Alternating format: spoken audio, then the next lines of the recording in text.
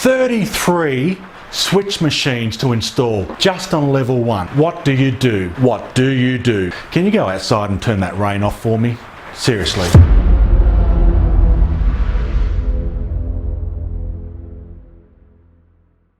In today's episode, I'm going to show you the Cobalt switch machines that I've decided to install in my layout. Now, before we get started, there's a couple of things I want to throw out there. This is not a review. This is not to convert you. And I'm definitely not here trying to sell the product. But in today's episode, I am going to show you some of those experiences that I went through using this product. I asked you to do a simple thing, turn the bloody rain off. So I'm going to show you a bit of prep work that I do with the Cobalt switch machines. I'm going to take you under the layout and show you a very quick install.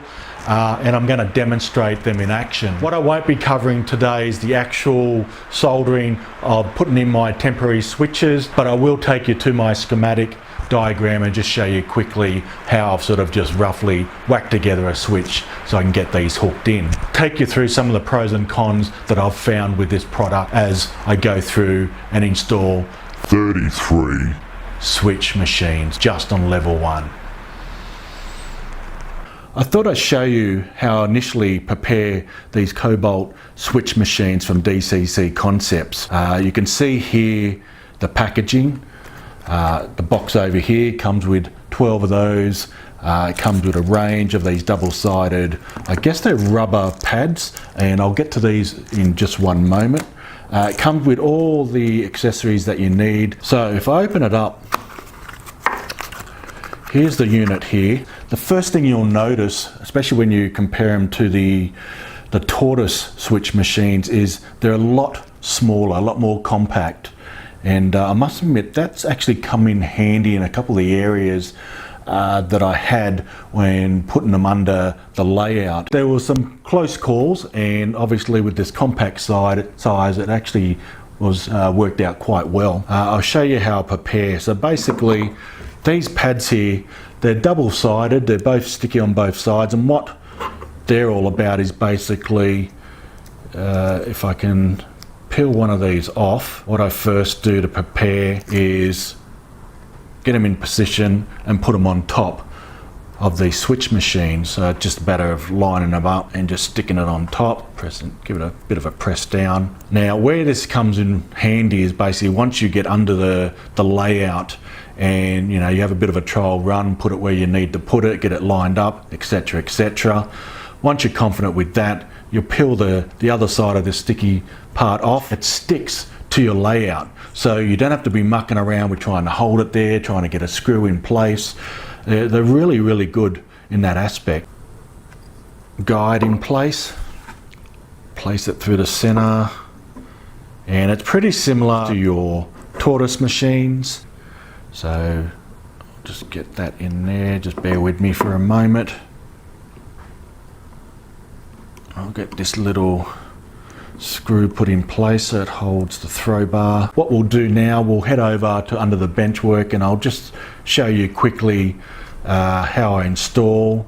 Just before we head under the layout, I thought I'd just show you how I prepare the top. What I actually do up here is I get a bit of blue tack and basically have these bars centered and just place it on top there just to sort of hold it in place while I'm working underneath. I just found that was a great way to keep that steady up top. It's not a bad little tip there for those that are installing these switch machines. Okay, here we are underneath the layout, and basically what I first initially do before I actually peel off the sticky thing, I sort of get it prepared. I sort of put it up and through just to make sure I've got everything right before I actually stick it. I've got it centered, I've got the throw bar going through the center hole on my point arm, so everything sort of looks good. And the next step, what I'll do is now take it back out, peel off the protected layer to expose the sticky pad, and then basically go through the same process again, but this time I'll get it stuck to the top of the layout, ready to go. So just making sure everything's lined up, and One of the great things with this sticky pad is basically I've got it in place. It's all there ready to go and I don't need to muck around with screws. Now, I'm not saying you don't screw it. You definitely do screw it, but what I mean is you can get it in place, get it all worked out, and then basically worry about the screws last. You can see here, it's holding up itself with the sticky pad. The good thing about the pad too, it's rubber, so it sort of has some barriers against being directly on the wood, and hopefully it'll lower the noise that are coming from the switch machines. Now that it's stuck there, I don't need to worry about holding it, and I get my screw prepared, and because they're compact too, I've got a long piece on this drill here, so I don't have to do it manually.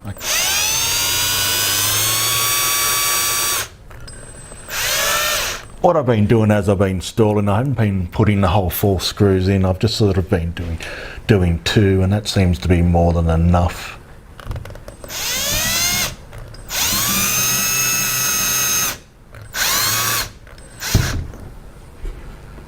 As you see there, it's quite firm, it ain't going anywhere. They make, I guess, a job that I've been dreading so much easier, but look, we'll talk more shortly about the pros and cons.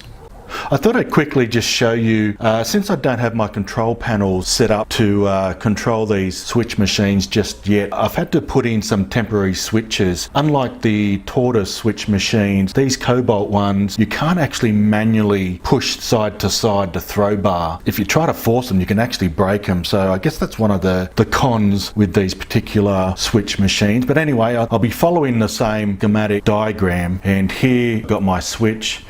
Double pole, double throw. The DC power is actually coming from my DC accessory line underneath the layout.